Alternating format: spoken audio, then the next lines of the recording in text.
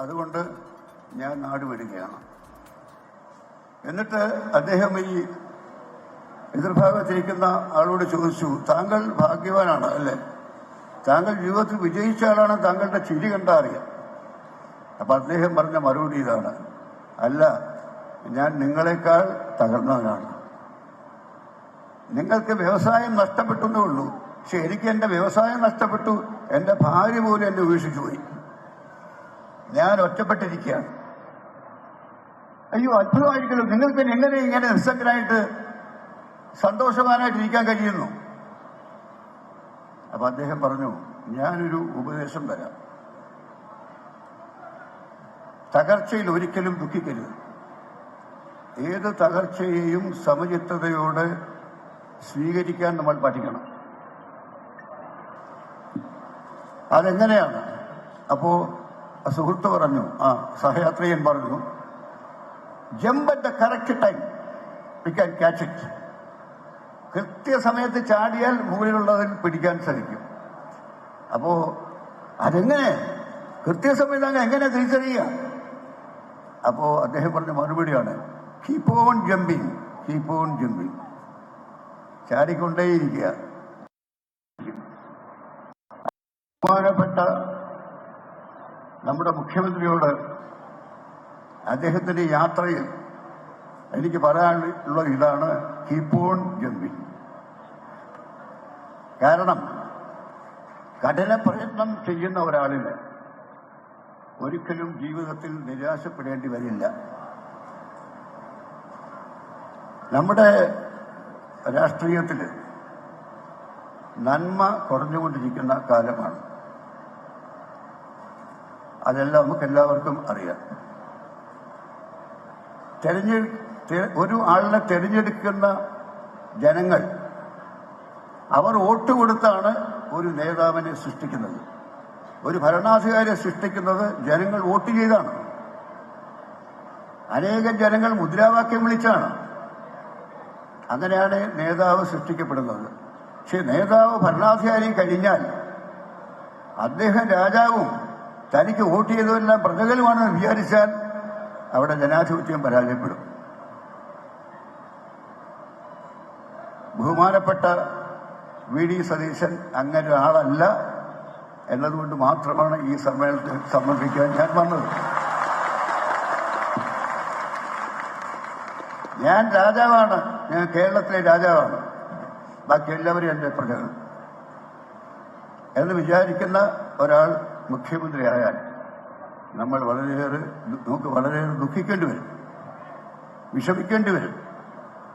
അപ്പോൾ ഒരു കാര്യം മനസ്സിലാക്കുക, ഒരു നേതാവും ഒരു മന്ത്രിയും രാജാവല്ല. 1914 ഒക്ടോബർ 31 1914 ഒക്ടോബർ 31 അതായത് ഏകദേശം 86-ഉം 26-ഉം അത്രയും വർഷങ്ങൾക്ക് മുൻപ് ചങ്ങനാശ്ശേരിയിലെ പെരുന്ന എന്ന സ്ഥലത്ത് മന്നത്ത് വീട്ടിൽ പത്മനാഭപിള്ള എന്നൊരാൾ അദ്ദേഹത്തിന്റെ 10-14 സ്നേഹിതരുമായി ചേർന്ന് ഒരു നിലവിളക്ക് കൊളുത്തി. അദ്ദേഹത്തിന്റെ മന്നത്ത് പത്മനാഭപിള്ളയുടെ, അന്ന് പത്മനാഭപിള്ളയാണ്, പത്മനാഭപിള്ളയുടെ അമ്മ കൊളുത്തിയ നിലവിളക്കിന് ചുറ്റും നിന്ന് അഗ്നിയിലേക്ക് കൈകൾ നീട്ടി പ്രതിജ്ഞ ചെയ്തു. എന്താണ്? നമ്മൾ നായർ സമുദായത്തിന്റെ ഉന്നതിക്ക് വേണ്ടി പ്രവർത്തിക്കും. ആ കൂട്ടത്തിൽ കേരള ഗാന്ധി എന്നറിയപ്പെടുന്ന കെ കേളപ്പൻ ഉണ്ടായിരുന്നു എന്നുള്ളത് നിങ്ങൾക്ക് കേട്ടാൽ അത്ഭുതം തോന്നും. അപ്പോൾ ഒരു വർഗീയതയുടെ ചിഹ്നമായിട്ടല്ല നായർ സർവീസ് സൊസൈറ്റി തുടങ്ങിയത്. ആ സംഘടനയ്ക്ക് മന്നത്ത് പേര് നായർ ഭൃത്യജന സംഘം എന്നാണ്. നായർ ഭൃത്യജന സംഘം. നായർ ഭൃത്യജന സംഘമാണ് പിന്നീട് നായർ സർവീസ് സൊസൈറ്റി ആയി മാറിയത്. അപ്പൊ ഈ നായർ ഭക്തജന സംഘം ആയി തുടങ്ങിയ ആ സംഘടന ഇപ്പോൾ എന്തവസ്ഥയിലാണ്? അവിടെ കസേരയിലിരിക്കുന്ന ഉന്നതൻ നായർ സമുദായത്തിന്റെ ഭൃത്യനായിട്ടാണോ പെരുമാറുന്നത്? അല്ല, രാജാവായിട്ടാണ്. കാരണം നമ്മുടെ സാമൂഹ്യ കക്ഷികളുടെയും രാഷ്ട്രീയ കക്ഷികളുടെയും പരാജയം ഇതാണ്. ജനങ്ങളായിരിക്കണം നമ്മുടെ മുമ്പിൽ. ജനങ്ങളില്ലെങ്കിൽ ഒരു നേതാവുമില്ല, ഒരു മന്ത്രിയുമില്ല. ഈ സത്യം മനസ്സിലാക്കുന്നവർക്ക് മാത്രമേ നല്ല ഭരണം. ഈ സത്യം മനസ്സിലാക്കുന്ന ആളാണ്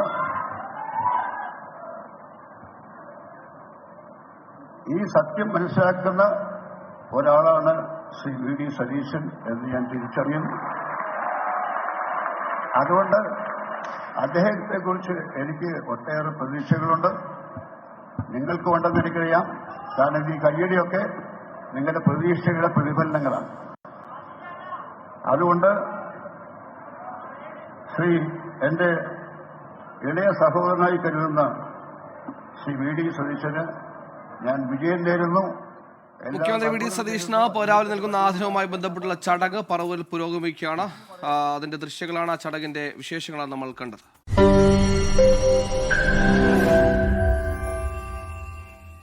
ലോകത്തെവിടെയായാലും ഏത് സമയത്തും 24 വാർത്തകളും ഓഗ്മെന്റഡ് റിയാലിറ്റി പാക്കേജുകളും എക്സ്പ്ലെയിനറുകളും വിശദമായി കാണാൻ ഞങ്ങളുടെ യൂട്യൂബ് ചാനൽ നിങ്ങൾക്ക് സബ്സ്ക്രൈബ് ചെയ്യാം.